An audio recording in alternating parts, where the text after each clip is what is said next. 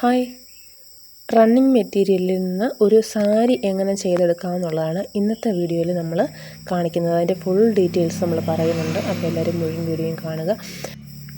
Organza material ഉപയോഗിച്ചാണ് ഈ ഒരു സാരി റെഡിയാക്കിയിരിക്കുന്നത്. സൈഡിൽ നമ്മളൊരു സ്കാലപ്പ് ഡിസൈൻ മാത്രമാണ് കൊടുത്തിരിക്കുന്നത്. പക്ഷേ നല്ല ഭംഗിയുള്ളൊരു റിസൾട്ടായിരുന്നു കിട്ടിയിരിക്കുന്നത്. രണ്ട് രീതിയിൽ നമുക്ക് ഈ ഒരു സ്കാലപ്പ് ഡിസൈൻ കൊടുക്കാം. ഒന്നുകിൽ നമുക്ക് കമ്പ്യൂട്ടറൈസ്ഡ് എംബ്രോയ്ഡറി യൂസ് ചെയ്യാം, അതല്ലെങ്കിൽ ടേബിൾ ടോപ്പ് മെഷീനിൽ സ്കാലപ്പ് ഡിസൈന് സ്റ്റിച്ചസ് നമ്മൾ അഡ്ജസ്റ്റ് ചെയ്ത് കൊടുത്തുകൊണ്ട് നമുക്ക് ചെയ്യാൻ സാധിക്കും. അപ്പോൾ മെറ്റീരിയലിന് കുറച്ചുകൂടെ സേഫായിട്ടിരിക്കുന്നത് നമ്മൾ കമ്പ്യൂട്ടറൈസ്ഡ് എംബ്രോയ്ഡറി തന്നെയാണ്. കാരണം ഇതിപ്പോൾ ഓർഗൻസ മെറ്റീരിയൽ ആയതുകൊണ്ട് വലിയാനുള്ള സാധ്യത കൂടുതലാണ്. അപ്പോൾ നമ്മൾ അടിയിൽ സ്റ്റിപ്പ് പേപ്പർ വെച്ചിട്ട്, അതായത് ക്യാൻവാസ് പേപ്പർ വെച്ചിട്ട് ആണ് നമ്മൾ ഈ ഒരു എംബ്രോയ്ഡറി ചെയ്തെടുത്തിരിക്കുന്നത് കേട്ടോ.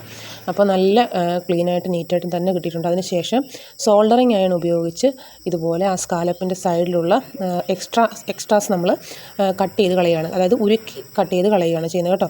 അതിനുശേഷം നമ്മൾ ഈ ഒരു 6 മീറ്ററുള്ള ഒരു സാരി ആയിരുന്നു ഇത്. നമ്മളതിന് 8 മീറ്ററാണ് നമ്മൾ എംബ്രോയ്ഡറി ചെയ്ത് കൊടുത്തിരിക്കുന്നത്. അതായത് അടിഭാഗത്തു നിന്നും മുകളിൽ നിന്നും ആവശ്യത്തിനുള്ള പോർഷൻ മാത്രം നമ്മൾ എംബ്രോയ്ഡറി ചെയ്ത് കൊടുത്തതിന് ശേഷം ബാക്കിയുള്ള ഭാഗം ഇതുപോലെ മടക്കി അടിച്ച് നല്ല നീറ്റായിട്ട് എടുത്തിട്ടുണ്ട്. നല്ല കാണാൻ നല്ല ഭംഗിയായിട്ടുണ്ട് കേട്ടോ. നമ്മളിത് വർക്ക് ചെയ്തുകൊണ്ടിരുന്നപ്പോൾ തന്നെ കടയിൽ വന്നിട്ടുള്ള ആൾക്കാരെല്ലാം ഇത് ശ്രദ്ധിച്ചിരുന്നു. വളരെ ഭംഗിയുണ്ടെന്നാണ് എല്ലാവരും പറഞ്ഞത്. എല്ലാവർക്കും ഒരുപാട് ആ മെറ്റീരിയലും അതുപോലെ ആ ഒരു വർക്കും എല്ലാവർക്കും ഇഷ്ടപ്പെട്ടു. അപ്പോൾ നിങ്ങളുടെ അഭിപ്രായം കമൻറ്റ് ചെയ്യുക. ഇതുപോലുള്ള ഐഡിയാസുമായിട്ട് നമുക്ക് വീണ്ടും കാണാം. കണ്ടോ, ഇതാണ് അതിൻ്റെ ഒരു ഫൈനൽ ലുക്ക് വരുന്നത് കേട്ടോ.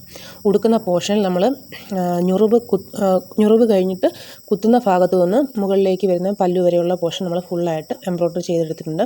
അതുപോലെ തന്നെ താഴ്ഭാഗത്ത് ഞുറിവ് തുടങ്ങുന്നതിന് തൊട്ട് മുന്നേ മുതലുള്ള ഭാഗം, അതായത് നമ്മൾ ഏറ്റവും ഉള്ളിൽ കുത്തുന്നിടത്ത് നിന്ന് ഒരു 1 മീറ്റർ കഴിഞ്ഞിട്ട് ബാക്കി ഫുള്ളായിട്ടും നമ്മൾ എംബ്രോയ്ഡറി ചെയ്ത് കൊടുത്തിട്ടുണ്ട്.